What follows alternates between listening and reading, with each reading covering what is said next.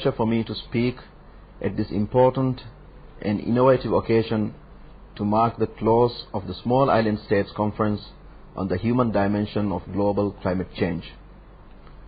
It is my particular pleasure to share this virtual podium with my distinguished colleagues, the Foreign Secretary of the United Kingdom, Mr. David Miliband, and the Foreign Minister of Malta, Mr. Michael Frendo. We may be thousands of miles apart in the real world, but in the second life, virtual world can share the same platform right here in front of the Maldives Virtual Embassy on Diplomacy Island. That such a thing is possible reflects the wonders of modern information technology, which has the power to bring us all together, no matter where we are, as well as sharing an interest in using information technology to provide new channels for communication. The foreign ministers of the UK, Malta, and I also share another preoccupation, namely concern about global climate change. Climate change is the single greatest challenge facing mankind today. Climate change is real, it is accelerating, and it is human-induced. Climate change is already affecting communities around the planet, and especially in vulnerable countries such as small island states.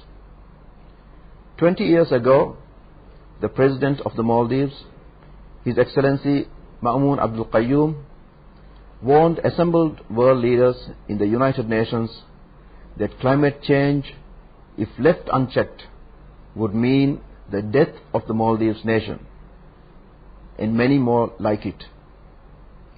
2 decades later, the only thing that has changed in the real world is that global warming is actually getting worse, and that ecosystems and people are suffering ever greater hardships.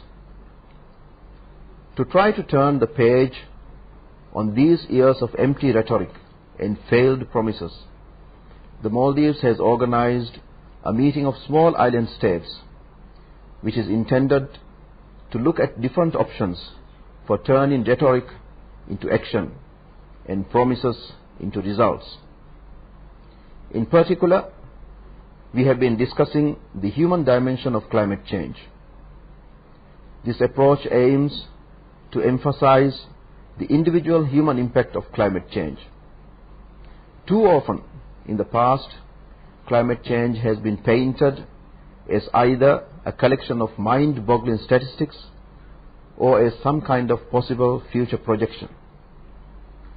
The new initiative attempts to redress this imbalance by highlighting the immediate impacts of global warming on individual people around the world, including on their human rights.